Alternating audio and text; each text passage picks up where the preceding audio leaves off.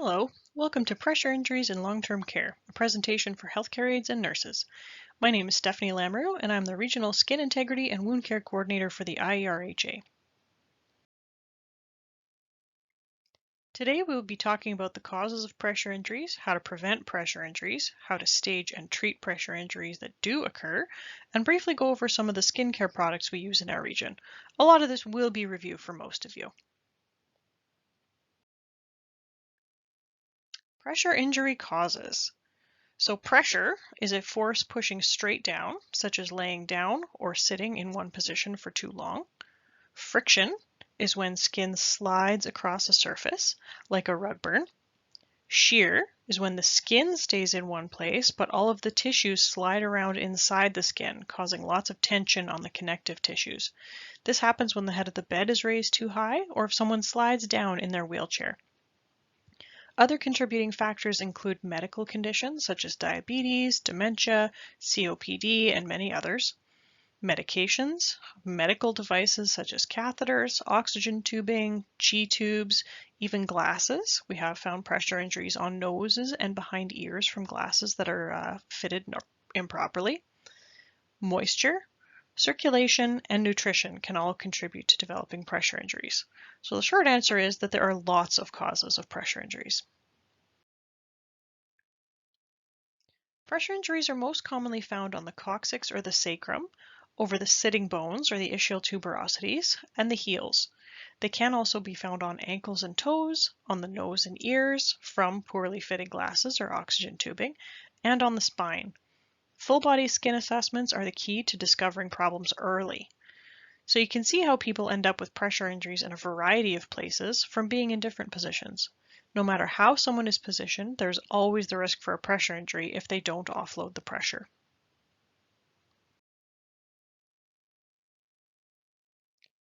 Most pressure injuries can be prevented.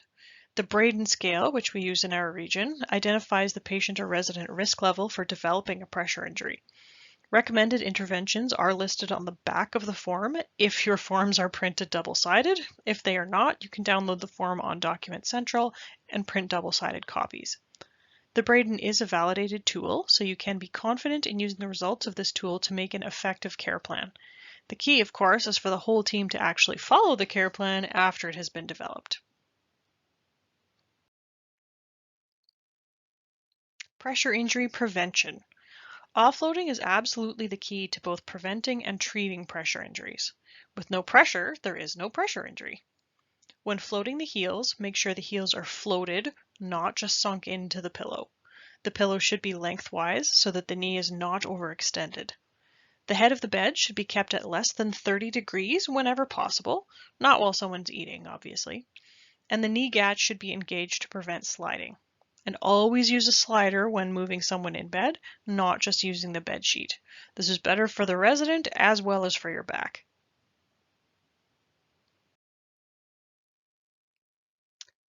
Positioning in bed can be really challenging, but it is also very important. Residents should not be completely on their side. We should aim for about 30 degrees as shown in this picture, so tilted but not completely on their side or on their back. This is much easier on shoulders and hips. Seated residents do require offloading as well. Make sure the wheelchair cushions are on correctly, not backwards or sideways, sometimes it can be hard to tell, and that they are inflated properly. OT can help with calibration. If seated in an armchair, place a small pillow or rolled up towel under the hip, and then switch the pillow from side to side every 2 hours. Using the tilt function in a wheelchair as directed by OT if it's appropriate. It can qualify as a restraint, so there might be some extra paperwork we have to do.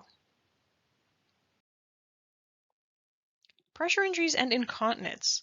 Incontinence is a huge risk factor for developing pressure injuries. Residents who are incontinent of stool have an increased risk of skin breakdown by 22 times of someone who does not have fecal incontinence. Incontinence management can include a toileting routine. New onset incontinence can sometimes actually be reversed by frequent toileting, as we can retrain the bladder and bowels in some people. Changing the incontinence products when they're soiled. We wouldn't leave a baby in a dirty diaper, so we definitely should not be leaving our residents in soiled incontinence products. Using Sprome with every brief change for cleansing maintains the pH balance of the skin to reduce the risk of skin breakdown. The use of appropriate incontinence product for each resident. Someone may only need an underwear liner for light dribbling, or for very heavy wetters, we can use an absorbent liner inside an incontinence brief for extra protection. Soaker pads, or the peach pads, blue pads, whatever is available in your facility, are only to be used when a resident frequently overflows their brief. They are not to be used for everyone. Having a soaker pad underneath someone who does not require it can actually increase their risk for skin breakdown by making them more hot and sweaty. Pressure injury staging. So pressure injuries are the only type of injuries that we stage, and they're often staged wrong. A stage 1 pressure injury means that the skin is red. It is non-blanchable erythema. So if you poke your thumb into it and it does not turn white, that is non-blanchable erythema, but the skin is still intact. There is no open area. Stage 2 pressure injury means that the skin is now open, but there is no slough, no underlying tissues, no subcutaneous fat, nothing is visible in a stage 2 pressure injury except pink. If there is anything other than that in the pressure injury, then it is a stage 3.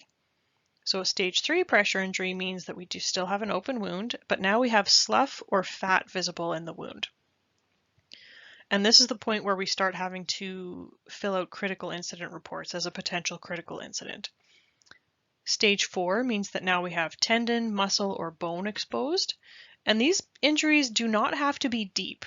So a stage 4 pressure injury on a nose or on the side of an ankle in someone who is very thin can only be 0.2 of a centimeter deep, but they are still a stage 4. So it's not the depth of the wound that is the determining factor, it is the tissue that you see within the wound bed. An unstageable pressure injury means that we can't see the wound bed through either slough or eschar.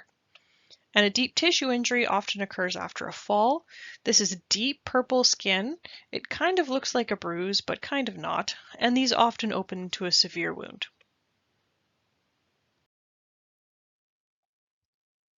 Incident reporting. Whenever a wound is discovered, an incident report needs to be filled out since the resident has incurred harm. If the wound is a result of a fall or other incident, this can be documented on the same form. You don't need to fill out a separate one.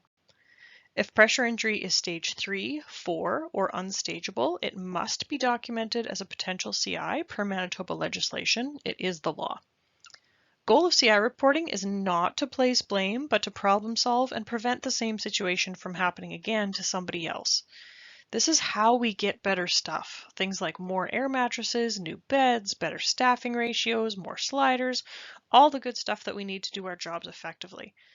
If problems are not documented, there is no problem from leadership's perspective and no changes ever get made. So please do fill out your incident reports, flag things as potential CIs. It is never going to be a matter of placing blame. It's always about problem solving and making things better. Pressure injury treatment. Sometimes pressure injuries will develop despite our best efforts, particularly in the frail elderly with multiple comorbidities such as heart failure, diabetes, dementia. After a pressure injury has developed, prevention strategies need to be continued. Air mattresses are fantastic, but they are not a replacement for frequent turning. Even if someone has an air mattress, they do still require a turning schedule. Additional consults such as a dietitian, OT, physio will all help support healing. Residents might need additional supervision and support during mealtimes to ensure they are getting enough nutrition. Since the caloric and protein requirements are much higher when someone has an open wound, it is very important to ensure the resident is getting enough nutrition. Document how much they're eating and do get the dietitian involved for any recommended supplements. The wound care for a pressure injury depends entirely on the individual wound. Sometimes triad is enough. Sometimes we need very extensive and complicated dressings as needed. Sometimes we feel like we're wrapping people up like a mummy, but that's what they require sometimes. X-rays can be considered for wounds that extend to bone, as they are at risk for osteomyelitis, but this will depend on your resident's care goals and condition. This is not always an appropriate thing to consider. If someone is extremely contractured or very demented and they're not going to stay still for an X-ray and it's not going to be effective, That's probably not the ones that you want to send for x-rays. Not all pressure injuries are healable. Sometimes the condition causing the wound cannot be corrected, and the wound will be considered a maintenance wound, which means that the wound is not expected to heal. Our goal changes to prevention of deterioration and infection. General skincare tips. So any resident with a wound dressing should not be submerged in the bathtub, as they are at high risk for infection. Since bathtubs are basically bacteria soup, they love warm, moist environments. But showers or bed baths are okay, since the water is flowing over the wound and not soaking it. Foot soaks are a bad idea. Don't do it. Full stop. They used to be recommended, but this is not best practice. It puts the skin at much higher risk for bacterial and fungal infection and makes it a lot harder to heal wounds that already exist. Moisturizer can be applied to dry skin on the feet, just not in between the toes, because this puts them at risk for fungal infections. Well-hydrated skin is happy skin. Encourage drinking fluids to keep the skin moist and preventing chapped lips too, especially in the wintertime. Sweaty skin is sad skin. It can be very easy for residents to overheat, especially if they're wearing thick incontinence briefs and pants while in bed, and this is even worse with a soaker pad. So now we're going to talk about some of the skincare products that we use in our region. I'm not going to go into dressings in this presentation. There's just too many of them, so it's beyond the scope of this. Triad cream. So Triad is an extra fancy zinc paste specifically designed for open skin. It is not a barrier cream.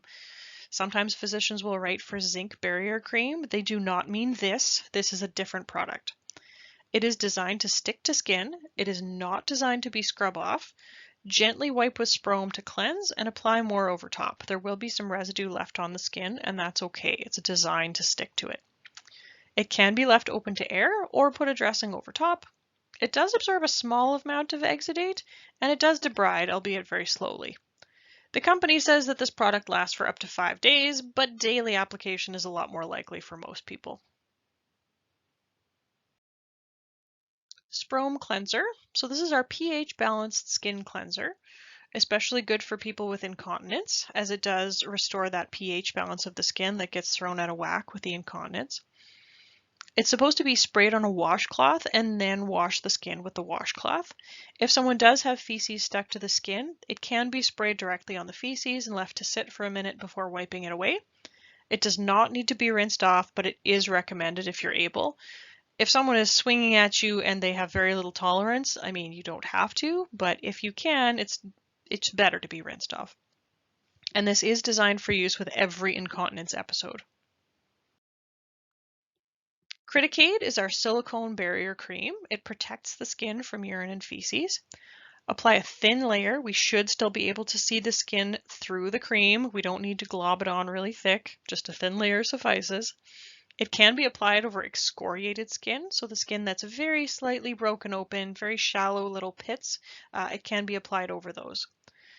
Also designed to be reapplied after every incontinence episode, and it's designed to be used with the Sprome. It's the same company that makes the two products, and they do work together really well. It also acts as both a moisturizer and a protectant, so it's kind of a 2-for-1.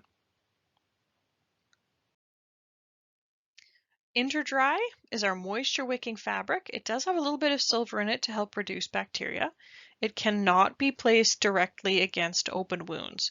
So if somebody does have a wound, the wound needs to be covered first, and then the Interdry can be placed in the fold. Do not use this product in the presence of any creams or powders because it clogs up the wicking channels and makes it not work at all. We have to leave 2 inches or 5 centimeters sticking out of the fold for moisture to escape. Otherwise, we've just created a really expensive disposable face cloth. It must be changed when visibly soiled. If the product is still clean, it can be taken out and reused for up to 5 days. It doesn't usually last that long because they do get kind of gross. Use your best judgment with this product. If a resident has a ton of urinary incontinence and the Interdry is soaked with urine, it probably is not your best option in that case. In conclusion, skincare and pressure injury prevention is such an important part of overall health. It's a huge job that nobody can do alone. There are a gajillion products out there. Ask your level 2 nurses or myself if you have any questions about skin or wound care supplies, since we do have so many of them. At the end of the day, we all have the same goal, which is providing the best care we can in all of our different roles. Thank you for joining me for this presentation. Please don't hesitate to reach out to your manager or myself if you have any questions about what's been discussed here today. Have a great day.